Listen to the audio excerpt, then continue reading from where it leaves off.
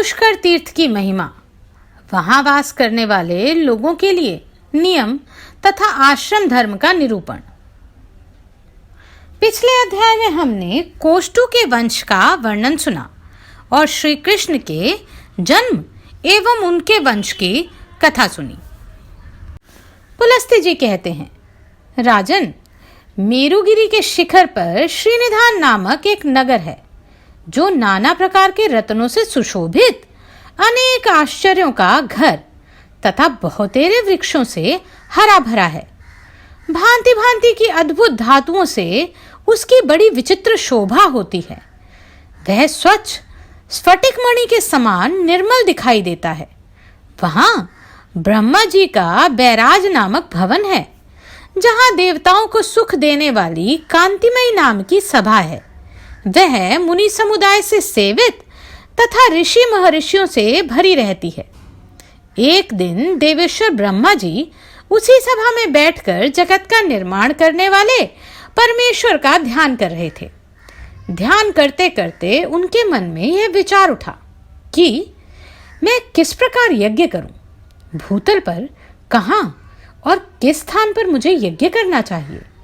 काशी, प्रयाग, तुंगा अर्थात तुंगभद्रा, नैमिषारण्य, पुष्कर, कांची, भद्रा, देविका, कुरुक्षेत्र, सरस्वती और प्रभास आदि बहुत से तीर्थ हैं। भूमंडल में चारों ओर जितने पुण्य तीर्थ हैं और क्षेत्र हैं, उन सबको मेरी आज्ञा से रुद्र ने प्रकट किया है, जिससे मेरी उत्पत्ति हुई है। भगवान श्री विष्णु की नाभि से प्रकट हुए उस कमल को ही वेदपाठी ऋषि पुष्कर तीर्थ कहते हैं। पुष्कर तीर्थ उसी का व्यक्त रूप है। इस प्रकार विचार करते करते प्रजापति ब्रह्मा के मन में यह बात आई कि अब मैं पृथ्वी पर चलूं। यह सोचकर वे अपनी उत्पत्ति के प्राचीन स्थान पर आए। वहां के उत्तम वन में प्रविष्ट हुए, जो नाना प्रकार के वृक्षों और लताओं से व्याप्त एवं भांति भांति के फूलों से सुशोभित था। वहां पहुंचकर उन्होंने एक क्षेत्र की स्थापना की, जिसका यथार्थ रूप से वर्णन करता हूं। चंद्र नदी के उत्तर प्राची सरस्वती तक और नंदन नामक स्थान से पूर्व क्रम्य या कल्प नामक स्थान तक जितनी भूमि है, वह सब पुष्कर तीर्थ के नाम से प्रसिद्ध है। उसमें लोककर्ता ब्रह्मा जी ने यज्ञ करने के लिए वेदी बनाई। ब्रह्मा जी ने वहां 3 पुष्करों की कल्पना की। प्रथम ज्येष्ठ पुष्कर तीर्थ समझना चाहिए, जो तीनों लोगों को पवित्र करने वाला और विख्यात है। उसके देवता साक्षात ब्रह्मा जी हैं। दूसरा मध्यम पुष्कर है, जिसके देवता विष्णु हैं, तथा तीसरा कनिष्ठ पुष्कर है, जिसके देवता भगवान रुद्र हैं।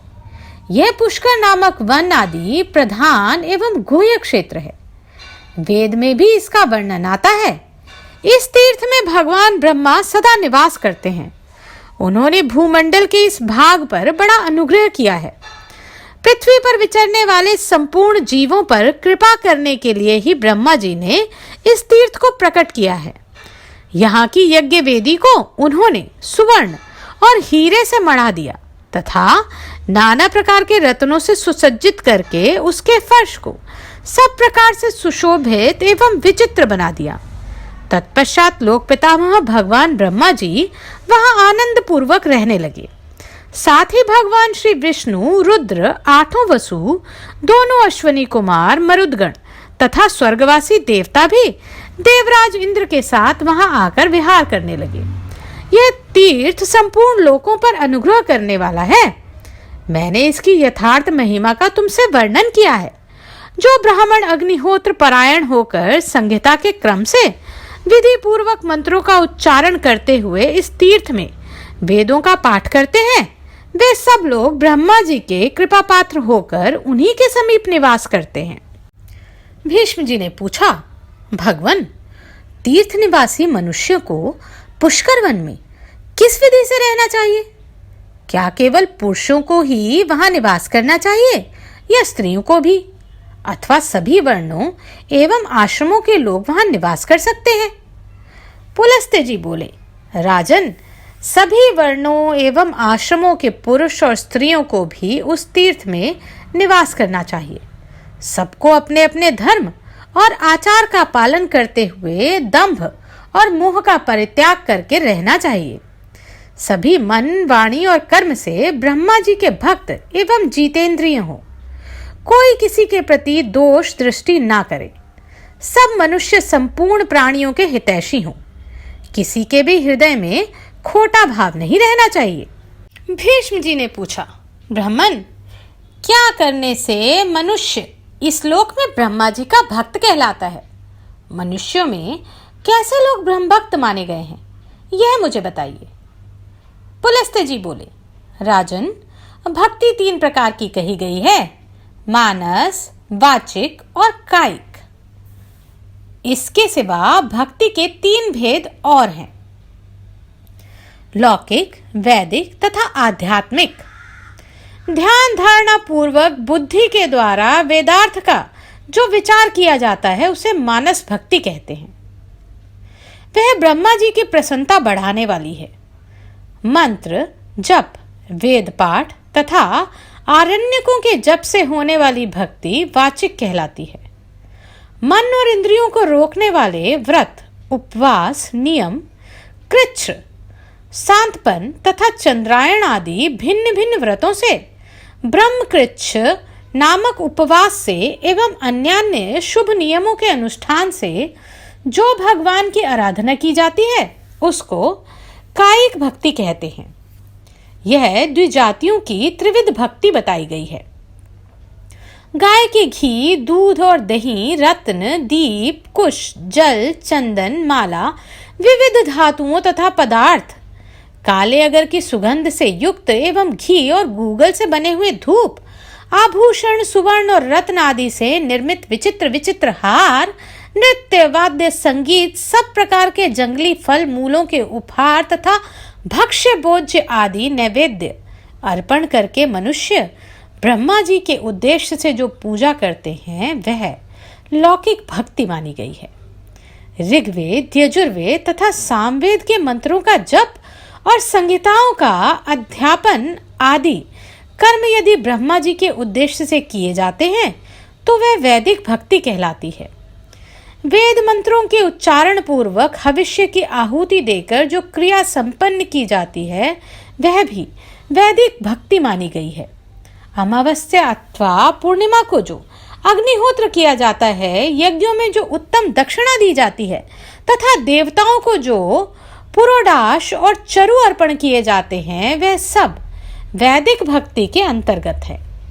इष्टि, धृति, यज्ञ संबंधी सोमपान तथा अग्नि, पृथ्वी, वायु, आकाश, चंद्रमा, मेघ और सूर्य के उद्देश्य से किए हुए जितने कर्म हैं उन सब को देवता ब्रह्मा जी ही हैं। राजन, ब्रह्मा जी की आध्यात्मिक भक्ति 2 प्रकार की मानी गई है, एक सांख्यज और दूसरी योगज। इन दोनों का भेद सुनो। प्रधान अर्थात मूल प्रकृति आदि प्राकृत तत्व संख्या में 24 हैं। वे सब के सब जब जड़ एवं भोग्य हैं। उनके भोक्ता पुरुष 25वां तत्व है, वह चेतन है। इस प्रकार संख्या पूर्वक प्रकृति और पुरुष के तत्व को ठीक ठीक जानना सांख्यज भक्ति है। इसे सत्पुरुषों ने सांख्य शास्त्र के अनुसार आध्यात्मिक भक्ति माना है। अब ब्रह्मा जी की योगज भक्ति का वर्णन सुनो। प्रतिदिन प्राणायाम पूर्वक ध्यान लगाएं, इंद्रियों का संयम करें और समस्त इंद्रियों को विषयों की ओर से खींचकर हृदय में धारण करके प्रजानाथ ब्रह्मा जी का इस प्रकार ध्यान करें। हृदय के भीतर कमल है, उसकी कर्णिका पर ब्रह्मा जी विराजमान हैं। वे रक्त वस्त्र धारण किए हुए हैं, उनके नेत्र सुंदर हैं, सब ओर उनकी मुख प्रकाशित हो रहे हैं। ब्रह्मसूत्र अर्थात यज्ञोपवीत कमर के ऊपर तक लटका हुआ है।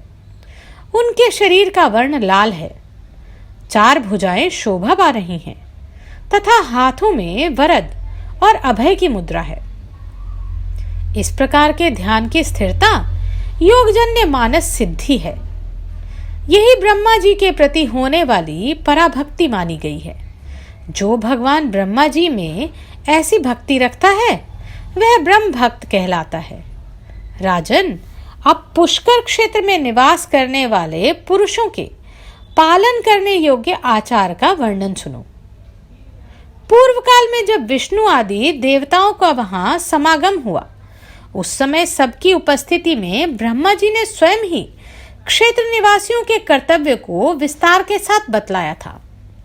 पुष्कर क्षेत्र में निवास करने वालों को उचित है कि वे ममता और अहंकार को पास न आने दें, आसक्ति और संग्रह की वृत्ति का परित्याग करें। बंधु बांधवों के प्रति भी उनके मन में आसक्ति नहीं रहनी चाहिए। वे ढेले, पत्थर और सुवर्ण को समान समझें। प्रतिदिन नाना प्रकार के शुभ कर्म करते हुए संपूर्ण प्राणियों को अभयदान दें।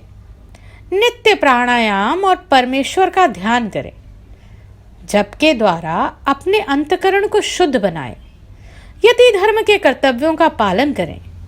सांख्य योग की विधि को जानें तथा संपूर्ण संशयों का उच्छेद करके ब्रह्म का बोध प्राप्त करें। क्षेत्र निवासी ब्राह्मण इसी नियम से रहकर वहां यज्ञ करते रहें। अब पुष्कर वन में मृत्यु को प्राप्त होने वाले लोगों को जो फल मिलता है उसे सुनो। वे लोग अक्षय ब्रह्म सायुज्य को प्राप्त करते हैं, जो दूसरों के लिए सर्वथा दुर्लभ है। उन्हें उस पद की प्राप्ति होती है जहां जाने पर पुनः मृत्यु प्रदान करने वाला जन्म नहीं ग्रहण करना पड़ता। वे पुनरावृत्ति के पथ का परित्याग करके ब्रह्म संबिंदिनी पराविद्या में स्थित हो जाते हैं। भीष्म जी ने कहा, ब्राह्मण, पुष्कर तीर्थ में निवास करने वाली स्त्रियां, मलेच्छ, शूद्र, पशु पक्षी, मृग, गूंगे, जड़, अंधे तथा बहरे प्राणी जो तपस्या और नियमों से दूर हैं, किस गति को प्राप्त होते हैं, यह बताने की कृपा करें। पुलस्त्य जी बोले, भीष्म, पुष्कर क्षेत्र में मरने वाले मलेच्छ, शूद्र, स्त्री, पशु, पक्षी और मृग आदि सभी प्राणी ब्रह्मलोक को प्राप्त होते हैं। वे दिव्य शरीर धारण करके सूर्य के समान तेजस्वी विमानों पर बैठकर ब्रह्मलोक की यात्रा करते हैं। त्रियग योनि में पड़े हुए पशु पक्षी, कीड़े मकोड़े, चींटियां, थलचर, जलचर, स्वेदज, अंडज, उद्भिज और जरायुज आदि प्राणी सभी पुष्कर वन में प्राण त्याग करते हैं तो सूर्य के समान कांतिमान विमानों पर बैठकर ब्रह्मलोक में जाते हैं। जैसे समुद्र के समान दूसरा कोई जलाशय नहीं है, वैसे ही पुष्कर के समान दूसरा कोई तीर्थ नहीं है। अब मैं तुम्हें उन देवताओं का परिचय देता हूं जो इस पुष्कर क्षेत्र में सदा विद्यमान रहते हैं।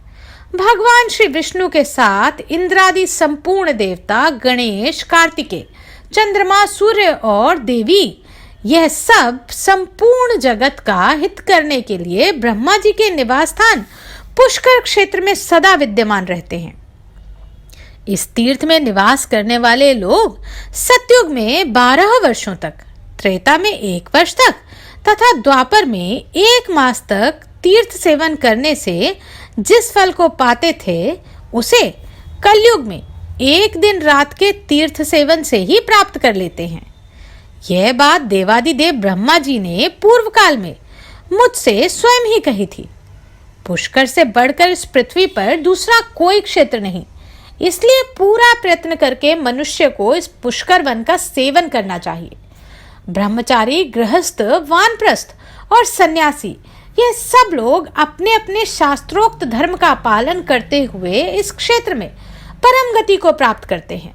धर्म और अर्थ के तत्व को जानने वाले पुरुष को चाहिए कि वह अपनी आयु के 1/4 भाग तक दूसरे की निंदा से बचकर ब्रह्मचर्य का पालन करते हुए गुरु अथवा गुरुपुत्र के समीप निवास करे तथा गुरु की सेवा से जो समय बचे उसमें अध्ययन करे।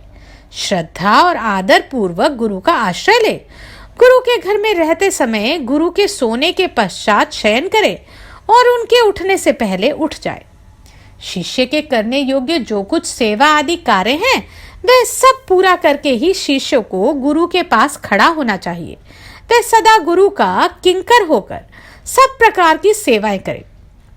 सब कार्यों में कुशल हो, पवित्र कार्य दक्ष और गुणवान बने, गुरु को प्रिय लगने वाला उत्तर दे, इंद्रियों को जीतकर शांत भाव से गुरु की ओर देखे, गुरु के भोजन करने से पहले भोजन और जलपान करने से पहले जलपान ना करे, गुरु खड़े हों तो स्वयं भी बैठे नहीं, उनके सोए बिना शयन भी ना करे, उत्तान हाथों के द्वारा गुरु के चरणों का स्पर्श करे, गुरु के दाहिने पैर को अपने दाहिने हाथ से और बाएं पैर को बाएं हाथ से धीरे धीरे दबाए और इस प्रकार प्रणाम करके गुरु से कहे, भगवान मुझे पढ़ाइए प्रभु, यह कार्य मैंने पूरा कर लिया है और इस कार्य को मैं अभी करूंगा।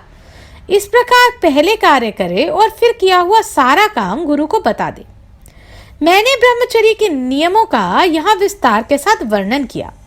गुरु भक्त शिष्य को उन सभी नियमों का पालन करना चाहिए। इस प्रकार अपनी शक्ति के अनुसार गुरु की प्रसन्नता का संपादन करते हुए शिष्य को कर्तव्य कर्म में लगे रहना उचित है।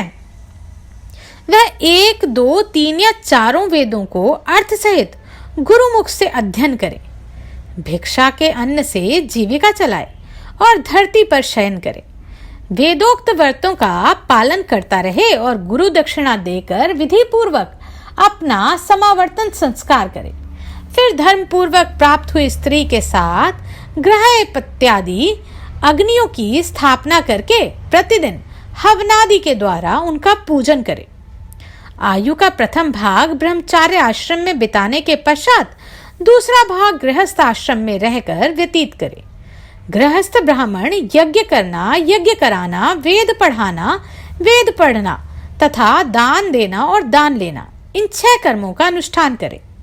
उससे भिन्न वानप्रस्थी विप्र केवल यजन, अध्ययन और दान, इन तीनों कर्मों का ही अनुष्ठान करे तथा चतुर्थ आश्रम में रहने वाला ब्रह्मनिष्ठ सन्यासी जप, यज्ञ और अध्ययन, इन 2 ही कर्मों से संबंध रखे। गृहस्थ के व्रत से बढ़कर दूसरा कोई महान तीर्थ नहीं बताया गया।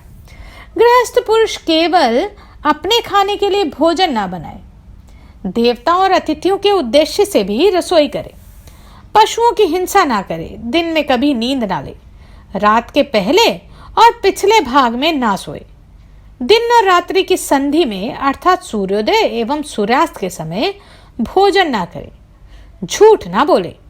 गृहस्थ के घर में कभी ऐसा नहीं होना चाहिए कि कोई ब्राह्मण अतिथि आकर भूखा रह जाए और उसका यथावत सत्कार ना हो। अतिथि को भोजन कराने से देवता और पितृ संतुष्ट होते हैं, अतः गृहस्थ पुरुष सदा ही अतिथियों का सत्कार करे। जो वेद विद्या और व्रत में निष्णात क्षोत्रिय, वेदों के पारगामी, अपने कर्म से जीविका चलाने वाले, जितेंद्रिय, क्रियावान और तपस्वी हैं, उन्हीं श्रेष्ठ पुरुषों के सत्कार के लिए हव्य और कव्य का विधान किया गया है।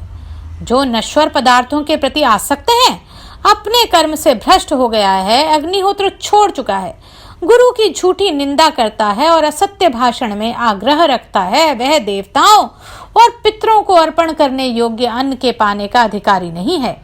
गृहस्थ की संपत्ति में सभी प्राणियों का भाग होता है। जो भोजन नहीं बनाते उन्हें भी गृहस्थ पुरुष अन्न दे। वह प्रतिदिन विघस और अमृत भोजन करे। यज्ञ से देवताओं और पितृ आदि को अर्पण करने से बचा हुआ अन्न भविष्य के समान एवं अमृत माना गया है तथा जो कुटुंब के सभी मनुष्यों के भोजन कर लेने के पश्चात उनसे बचा हुआ अन्न ग्रहण करता है, उसे विघसाक्षी अर्थात विघस अन्न भोजन करने वाला कहा जाता है। गृहस्थ पुरुष को केवल अपनी ही स्त्री से अनुराग रखना चाहिए। वह मन को अपने वश में रखे, किसी के गुणों में दोष न देखे, अपनी संपूर्ण इंद्रियों को काबू में रखे। ऋत्विक, पुरोहित, आचार्य, मामा, अतिथि, शरणागत, वृद्ध, बालक, रोगी, वैद्य, कुटुंबी, संबंधी, बांधव, माता पिता, दामाद, भाई, पुत्र, स्त्री, बेटा तथा दास दासियों के साथ विवाद नहीं करना चाहिए। जो इनसे विवाद नहीं करता वह सब प्रकार के पापों से मुक्त हो जाता है। जो अनुकूल बर्ताव के द्वारा इन्हें अपने वश में कर लेता है वह संपूर्ण लोकों पर विजय पा जाता है, इसमें तनिक भी संदेह नहीं। आचार्य ब्रह्मलोक का स्वामी है, पिता प्रजापति लोक का प्रभु है, अतिथि संपूर्ण लोकों का ईश्वर है, ऋत्विक वेदों का अधिष्ठान और प्रभु होता है। दामाद अप्सराओं के लोक का अधिपति है। कुटुंबी विश्वदेव संबंधी लोकों के अधिष्ठाता हैं। संबंधी और बांधव दिशाओं के साथ मामा और माता भूलोक के स्वामी हैं। वृद्ध, बालक और रोगी मनुष्य आकाश के प्रभु हैं। पुरोहित ऋषि लोक के और शरणागत साध्य लोक के अधिपति हैं। वैद अश्विनी कुमार के लोक का तथा भाई वसुलोक का स्वामी है। पत्नी वायुलोक की ईश्वरी तथा कन्या अप्सराओं के घर की स्वामिनी है। बड़ा भाई पिता के समान होता है। पत्नी और पुत्र अपने ही शरीर हैं। दास वर्ग परछाई के समान तथा कन्या अत्यंत दीन दया के योग्य मानी गई है। इसलिए उपर्युक्त व्यक्ति कोई अपमानजनक बात भी कह दे तो उसे चुपचाप सह लेना चाहिए। कभी क्रोध या दुख नहीं करना चाहिए। गृहस्थ धर्मपरायण विद्वान पुरुष को एक ही साथ बहुत से काम नहीं आरंभ करने चाहिए। धर्मज्ञ को उचित है कि वह किसी एक ही काम में लगकर उसे पूरा करे। गृहस्थ ब्राह्मण की 3 जीविकाएं हैं। उनमें उत्तरोत्तर श्रेष्ठ एवं कल्याणकारक है। पहली है कुंभ धान्य वृत्ति, जिसमें एक घड़े से अधिक धान्य का संग्रह न करके जीवन निर्वाह किया जाता है। दूसरी उच्चशील वृत्ति, जिसमें खेती कट जाने पर खेतों में गिरी हुई अनाज की बालें चुनकर लाई जाती हैं और उन्हीं से जीवन निर्वाह किया जाता है। तीसरी कपोती वृत्ति है, जिसमें खलिहान और बाजार से अन्न के बिखरे हुए दाने चुनकर लाए जाते हैं तथा उन्हीं से जीविका चलाई जाती है। जहां इन 3 वृत्तियों से जीविका चलाने वाले पूजनीय ब्राह्मण निवास करते हैं, उस राष्ट्र की वृद्धि होती है। जो ब्राह्मण गृहस्थ की इन 3 वृत्तियों से जीवन निर्वाह करता है और मन में कष्ट का अनुभव नहीं करता, वह 10 पीढ़ी तक के पूर्वजों को तथा आगे होने वाली संतानों की भी 10 पीढ़ियों को पवित्र कर देता है। अब तीसरे आश्रम वानप्रस्थ का वर्णन करता हूँ, सुनो। गृहस्थ पुरुष जब यह देख ले कि मेरे शरीर में झुर्रियां पड़ गई हैं और सिर के बाल सफेद हो गए हैं और पुत्र के भी पुत्र हो गया है, तब वह वन में चला जाए। जिन्हें गृहस्थ आश्रम के नियमों से निर्वेद हो गया है, अतएव जो वानप्रस्थ की दीक्षा लेकर गृहस्थ आश्रम का त्याग कर चुके हैं, पवित्र स्थान में निवास करते हैं, जो बुद्धि बल से संपन्न तथा सत्य, शोच और क्षमा आदि सद्गुणों से युक्त हैं, उन पुरुषों के कल्याणमय नियमों का वर्णन सुनो। प्रत्येक द्विज को अपनी आयु का 3रा भाग वानप्रस्थ आश्रम में रहकर व्यतीत करना चाहिए। वानप्रस्थ आश्रम में भी वह उन्हीं अग्नियों का सेवन करे जिनका गृहस्थ आश्रम में सेवन करता था। देवताओं का पूजन करे, नियम पूर्वक रहे, नियमित भोजन करे, भगवान श्री विष्णु में भक्ति रखे तथा यज्ञ के संपूर्ण अंगों का पालन करते हुए प्रतिदिन अग्निहोत्र का अनुष्ठान करे। धान और जौ वही ग्रहण करे जो बिना जोती हुई जमीन में अपने आप उत्पन्न हुआ हो। इसके सिवा नीवार अर्थात तीना और विघस अन्न को भी वह पा सकता है। उसे अग्नि में देवताओं के निमित्त हविष्य भी अर्पित करना चाहिए। वानप्रस्थी लोग वर्षा के समय खुले मैदान में आकाश के नीचे बैठें, हेमंत ऋतु में जल का आश्रय लें और ग्रीष्म में पंचाग्नि सेवन रूप तपस्या करते हैं। उनमें कोई तो धरती पर लौटते हैं, कोई पंजों के बल खड़े रहते हैं और कोई एक स्थान पर एक आसन से बैठे रह जाते हैं। कोई दांतों से ही उखल का काम लेते हैं, दूसरे किसी साधन द्वारा फोड़ी हुई वस्तुएं नहीं ग्रहण करते। कोई पत्थर से कूट कर खाते हैं, कोई जौ के आटे को पानी में उबालकर उसी को शुक्ल पक्ष या कृष्ण पक्ष में एक बार पी लेते हैं। कुछ लोग ऐसे होते हैं जो समय पर अपने आप प्राप्त हुई वस्तु को ही भक्षण करते हैं। कोई मूल, कोई फल, कोई फूल खाकर ही नियमित जीवन व्यतीत करते हैं। इस प्रकार वे न्यायपूर्वक बैखानसों अर्थात वानप्रस्थियों के नियमों का दृढ़ता पूर्वक पालन करते हैं। वे मनीषी पुरुष ऊपर बताए हुए तथा अन्य नाना प्रकार के नियमों की दीक्षा लेते हैं। चौथा आश्रम संन्यास है। वह उपनिषदों द्वारा प्रतिपादित धर्म है। गृहस्थ और वानप्रस्थ आश्रम प्राय साधारण मिलते जुलते माने गए हैं, किंतु संन्यास इनसे भिन्न विलक्षण होता है। तात प्राचीन युग में स्वार्थदर्शी ब्राह्मणों ने संन्यास धर्म का आश्रम लिया था। अगस्त्य सप्तऋषि, मधुच्छंदा, गवेषण, सांख्ति, सुधीर, भांडी, यवप्रोत, कृतश्रम, अहोवीर्य, काम्य, स्थाणु, मेधातिथि, बुद्ध, मनोवाक, शिनिवाक, शून्यपाल और अकृतश्रम ये धर्म तत्व के यथार्थ ज्ञाता थे। इन्हें धर्म के स्वरूप का साक्षात्कार हो गया था।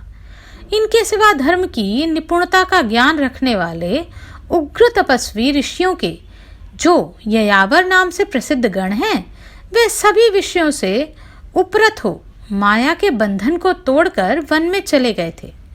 मुमुक्षु को उचित है कि वह सर्वस्व दक्षिणा देकर सबका त्याग करके सध्यस्करी अर्थात तत्काल आत्मकल्याण करने वाला बने। आत्मा का ही यजन करें, विषयों से उपरत हो आत्मा में ही रमण करे तथा आत्मा पर ही निर्भर करे। सब प्रकार के संग्रह का परित्याग करके भावना के द्वारा घृतादि अग्नियों की आत्मा में स्थापना करे और उसमें तदनुरूप यज्ञों का सर्वदा अनुष्ठान करता रहे। चतुर्थ आश्रम सबसे श्रेष्ठ बताया गया है। वह तीनों आश्रमों के ऊपर है। उसमें अनेक प्रकार के उत्तम गुणों का निवास है। वही सबकी चरम सीमा परम आधार है। ब्रह्मचर्य आदि 3 आश्रमों में क्रमशः रहने के पश्चात काषाय वस्त्र धारण करके संन्यास ले लें। सर्वस्व त्याग रूप संन्यास सबसे उत्तम आश्रम है। सन्यासी को चाहिए कि वह मोक्ष की सिद्धि के लिए अकेले ही धर्म का अनुष्ठान करे, किसी को साथ ना रखे। जो ज्ञानवान पुरुष अकेला विचरता है वह सबका त्याग कर देता है, उसे स्वयं कोई हानि नहीं उठानी पड़ती। सन्यासी अग्निहोत्र के लिए अग्नि का चयन ना करे, अपने रहने के लिए कोई घर ना बनाए, केवल भिक्षा लेने के लिए ही गांव में प्रवेश करे, कल के लिए किसी वस्तु का संग्रह ना करे, मौन होकर शुद्ध भाव से रहे तथा थोड़ा और नियमित भोजन करे। प्रतिदिन एक ही बार भोजन करे और भोजन करने और पानी पीने के लिए कपाल अर्थात काठ या नारियल आदि का पात्र विशेष रखना। वृक्ष की जड़ में निवास करना, मलिन वस्त्र धारण करना, अकेले रहना तथा सब प्राणियों की ओर से उदासीनता रखना, ये भिक्षु अर्थात सन्यासी के लक्षण हैं। जिस पुरुष के भीतर सबकी बातें समा जाती हैं, जो सबकी सह लेता है तथा जिससे पास से कोई बात लौटकर पुनः वक्ता के पास नहीं जाती, जो कटु वचन कहने वाले को भी कटु उत्तर नहीं देता, वही सन्यास आश्रम में रहने का अधिकारी है। कभी किसी की भी निंदा को ना करे और ना सुने ही। विशेषतः ब्राह्मणों की निंदा तो किसी तरह भी ना करे। ब्राह्मण का जो शुभ कर्म होता है उसी की सदा चर्चा करनी चाहिए। जो उसके लिए निंदा की बात हो उसके विषय में मौन रहना चाहिए। यही आत्मशुद्धि की दवा है। जो जिस किसी भी वस्तु से अपना शरीर ढक लेता है, जो कुछ मिल जाए उसी को खाकर भूख मिटा लेता है तथा जहाँ कहीं भी सो जाता है उसे देवता ब्राह्मण कहते हैं। जो जन समुदायों को सांप समझकर, स्नेह संबंधी को नरक जानकर तथा स्त्रियों को मुर्दा समझकर उन सब से डरता रहता है, उसे देवता लोग ब्राह्मण कहते हैं। जो मान या अपमान होने पर स्वयं हर्ष अथवा क्रोध के वशीभूत नहीं होता, उसे देवता लोग ब्राह्मण मानते हैं। जो जीवन और मरण का अभिनंदन ना करके सदा काल की ही प्रतीक्षा करता रहता है, उसे देवता ब्राह्मण मानते हैं। जिसका चित्त राग द्वेष आदि के वशीभूत नहीं होता, जो इंद्रियों को वश में रखता है तथा जिसकी बुद्धि भी दूषित नहीं होती, वह मनुष्य सब पापों से मुक्त हो जाता है। जो संपूर्ण प्राणियों से निर्भय है तथा समस्त प्राणी जिससे भय नहीं करते, उस देहाभिमानी से मुक्त पुरुष को ही भय नहीं होता।